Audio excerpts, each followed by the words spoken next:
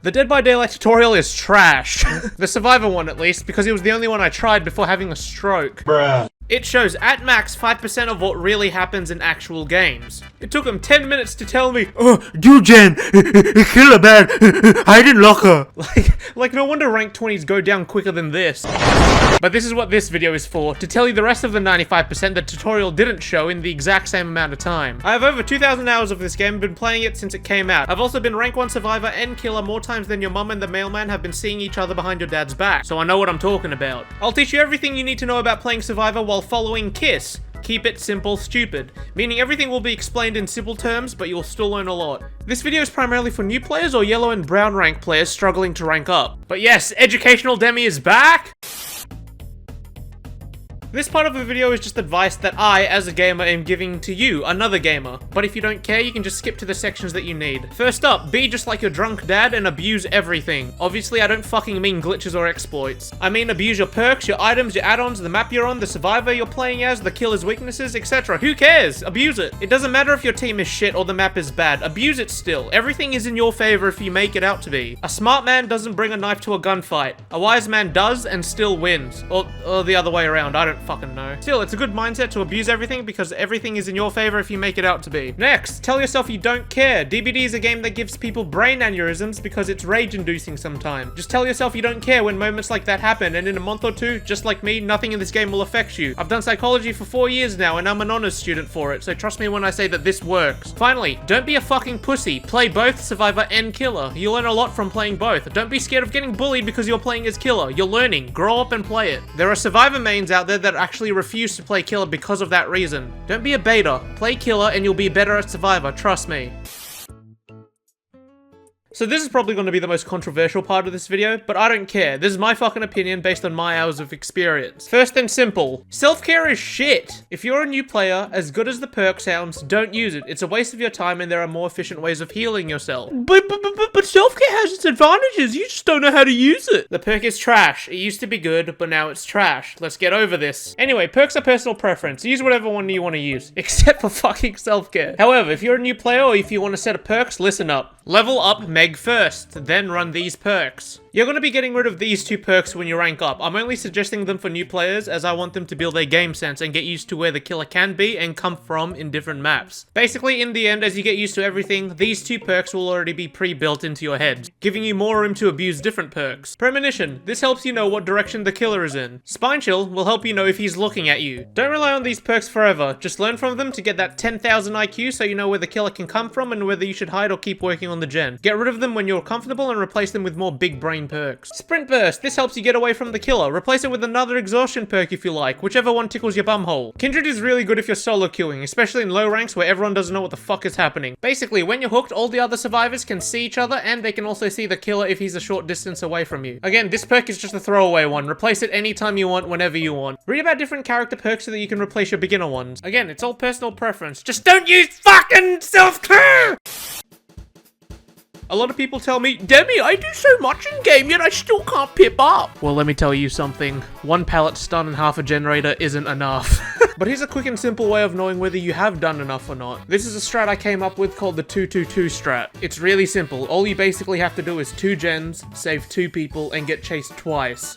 Remember that 2-2-2 is a baseline, so obviously do more. And trust me, you will fucking pip. If not, you will at least black pip. And if you don't even black pip from that, I will literally shit in my own hands and clap. It's literally so simple. I tell everyone at that rank this and they go up pretty fast. In very high ranks, 2-2-2 stops working because you obviously need to do more and you need to adapt, but trust me, at this rank, abuse the crap out of it. A couple of extra tips you should think about when you're doing 2-2-2. When you're getting chased those 2 or however many times, think of it as sex. Try and last more than 30 seconds for the full effect. Next, when you're doing gens, try and do 1 gen on one side of the map and then another on the other side. This prevents the risk of getting 3 gen. Now 3 gen is basically when the killer can patrol 3 generators that are extremely close to each other because you fucked up doing gens. This makes your chances of surviving extremely hard. So try and balance out your gens to make it look something like this so that the killer has to walk cross map in order to patrol the gens, making it extremely hard to protect them. Again, abuse everything, even the location of generators. Pop quiz! Is this survivor doing something wrong?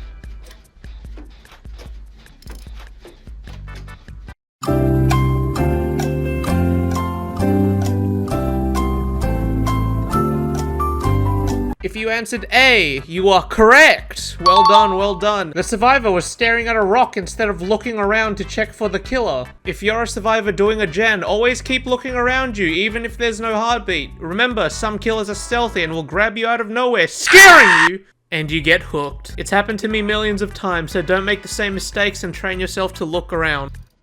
Fucking this game is fucking mad oof. Fuck!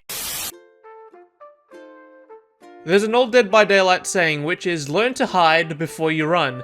Meaning, before you pull shit like this off, Hold up. Ring ding ding ding ding ding ding ding. Ring ding ding ding ding. you have to learn how to do this first.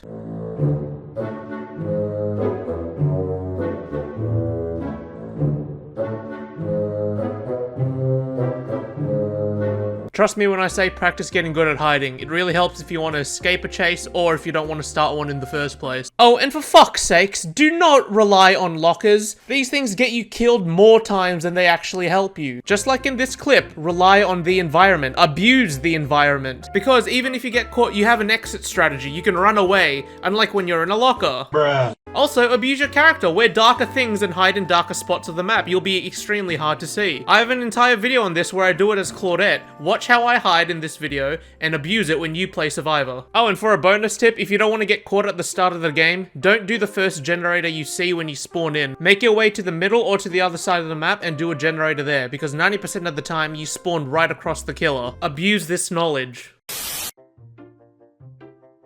Flashlight saving is one of the easiest things to do. Other YouTubers complicate the shit out of this. It's really simple to do, and with 20 minutes of practice, you'll be a pro at flashlight saving. With flashlight saving, stay around the downed survivor but don't get caught. Only spring into action when the killer is picking up the survivor. Then just wait for this head tilt animation. This tiny tilt right there. And shine your flashlight. There.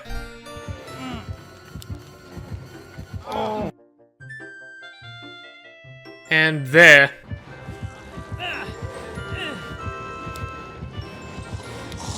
As you saw from the Hag clip, the head tilt is a little harder to see on smaller killers, but practice that timing for around 20 or 30 minutes and trust me, you'll be a flashlight god. Because of the new updates, the flashlight beam starts a little to the left instead of just straight on, making it a tiny bit harder than before, but again, 20 to 30 minutes to get the timing and adjusting right, and that won't ever affect you. Most of the time. What the? Pop quiz! If a killer is walking towards you, do you shine your flashlight at them?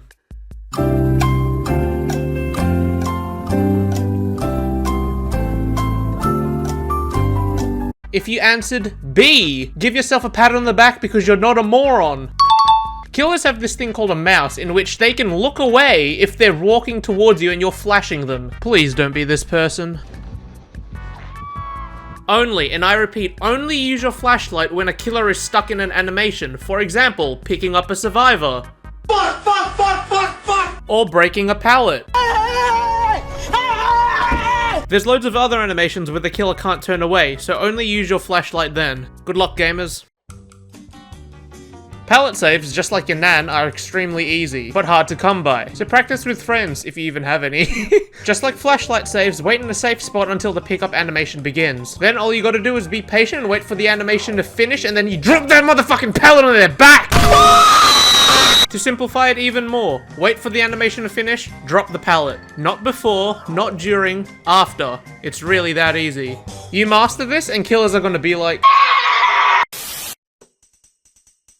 So looping is the best way of getting chased because you waste a lot of the killer's time. There's a lot of things to loop that if I told you all of them, it would probably add another 10 minutes to this video. So for now, I'm just going to teach you basic looping that can help you survive a decent amount. So first you got to know your pallets. Identify what is a good pallet and what is a bad one. Think of good and bad pallets as PPs. In this clip, I'm looping a good pallet because it's nice and long. As you can see, I can see the killer over it, so it's very hard for them to hit me, and I can see where they're going, so I can change the direction. This next pallet is a bad pallet. As you can see, it's smaller than the other one, and a simple mind game would have downed me if it wasn't for my perk. You can still survive a bad pallet like in this clip, but a tip is to not stay on them for very long, and when an opportunity arrives, just leave it.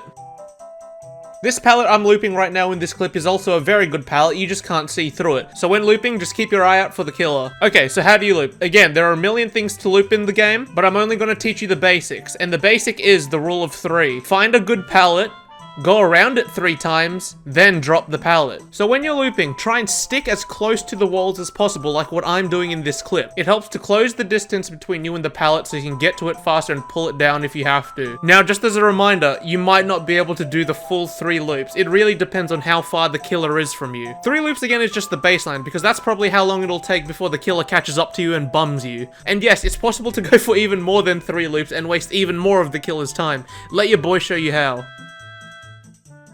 For the love of God, if you are green, yellow, or brown ranks, abuse the fuck out of pallet fakes. 90% of killers in those ranks constantly fall for them, and it's amazing. Pallet fakes are when you pretend to pull a pallet down while looping. You do this by completely facing the pallet as if you're gonna pull it down, but back away in the last second. In most cases, the killer will hesitate by either stepping back or stopping completely. Then, you just gotta keep looping. You can see in this clip that the Leatherface is about to whack me, but I do the pallet fake, I back out, and he hesitates for a split second, giving me another chance to loop. Remember, you can also fake windows by doing the exact same thing. Pretend to vault through it and the killer will usually swing, buying you just enough time to reach the pallet again. This one's a little harder, but it's fucking amazing when it actually happens. You can also fake a rescue by running up to a survivor and pretending to pull them down, forcing the killer into their hit animation, allowing you to pull down the survivor and escape. I give you full permission to be a toxic piece of shit if the killer was face camping.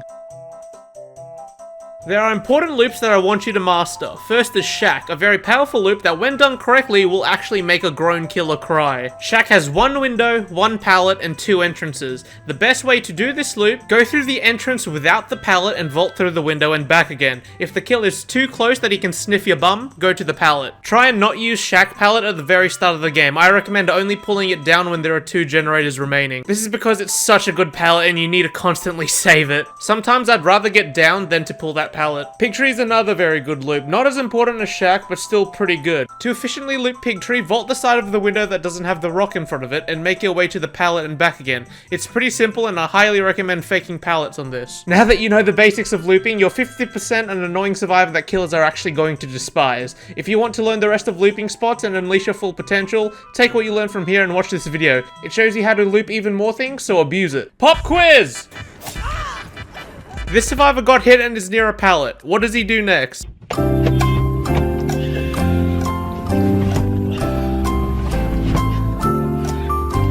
If you answered B, you are wrong! And you're probably guilty of doing this. When you get hit, you get a speed boost. Abuse that speed boost. Don't just panic and drop the pallet, wasting a perfectly good loop. In this clip, I use the speed boost I get from the hit to go to another loop. And then after I'm finished looping her there, I go back to the original loop, wasting even more of her time. Doing what I just did is 10 times better than just doing this. Please, don't be that person. Now that you're a speed demon and you're good at getting chased, time to learn how to get out of one by juking the killer. Jukes are also good for buying you just a little bit of extra time. Let's start off with some easy jukes that you can just pull off. For this juke, make sure you've done at least 1 or 2 Shack loops. Then, pretend you're gonna go for your 3rd loop, but instead of actually vaulting the window, you're gonna hide in this little corner next to the locker and just escape the killer.